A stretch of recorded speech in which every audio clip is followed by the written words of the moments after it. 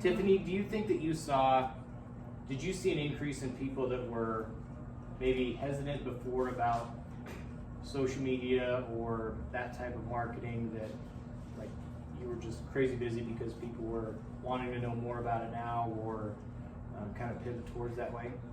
Yeah, so I actually started here in January. Okay. So when the pandemic first hit, I wasn't really here to experience that firsthand, but I was working in the news industry. Okay. So I was still in touch with everything that was happening and writing about business and the ways that they were dealing with some of these new struggles.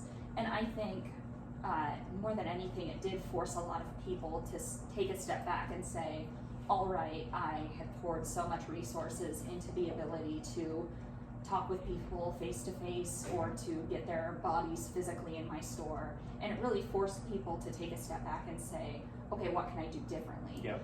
For a lot of people too, some products were really built around having a football party or having a birthday party. And so, well, what do you do if you are a bakery that bakes a lot of cakes and now no birthday parties are happening anymore? Sure. What do you do differently?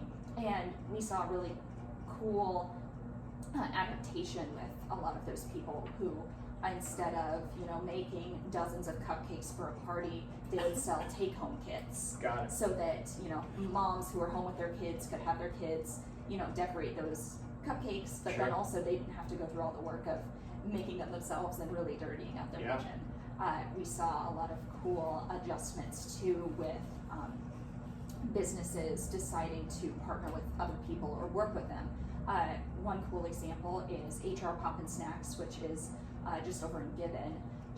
Her business model is a lot based on bringing fun popcorn to a party, right? Okay.